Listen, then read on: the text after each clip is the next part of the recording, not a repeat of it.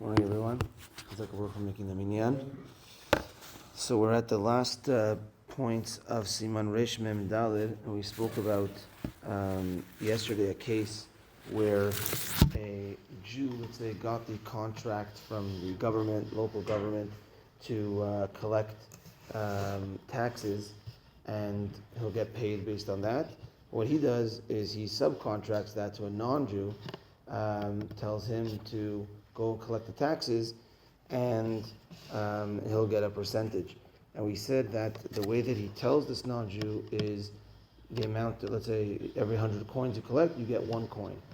So, and it's not specific to go out on Shabbat and do it, but go do your job and then come back at the end. And if he decides, if the non-Jew decides on his own, that's the key over here, he decides on his own to go on Shabbat, then it's okay.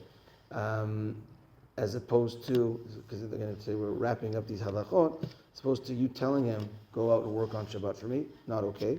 Or paying him by the hour, and now he's working on Shabbat, so then that's also not okay. It's got to be kind of on the general job.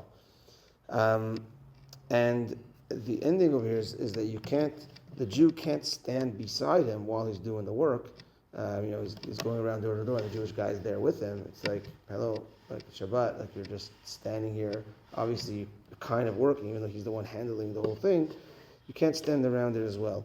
But if you're standing around and not talking about the job at all, but your whole function of standing around, this is the added point today, is in order to make sure that he doesn't steal, then there is room for the Jew to stand around.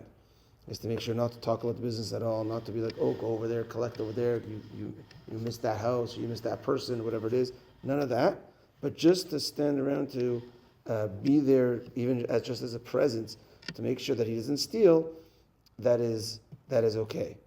Now, here as well, where he gives an example of a mill. Back in the day, they had a mill to grind the grain, and let's say it was owned by a Jew, and now on Shabbat it was taken over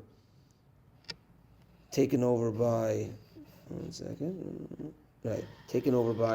non-Jews to run it on Shabbat.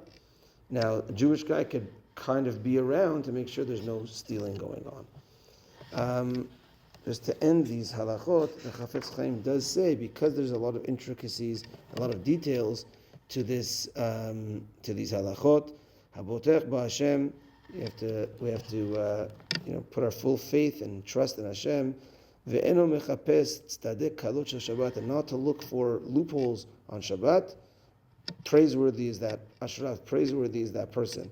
Because it could be like, okay, maybe we could do this, maybe we could do that. So of course, if things are allowed, things are allowed. But if it's not allowed, it's not allowed. And sometimes you want to try looking for this leniency or that leniency, and it could tread on thin ice.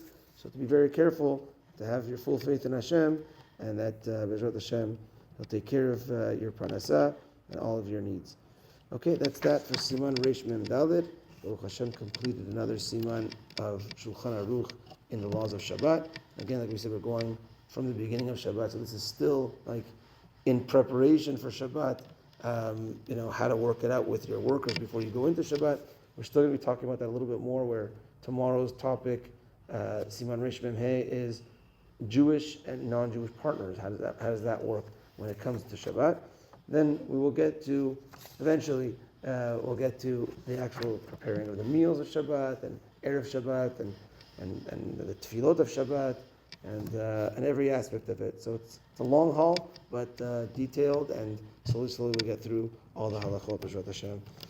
Okay, that's that for today. Minchat tonight at 5:20. Have a good day, everyone. Tana Deviriyah.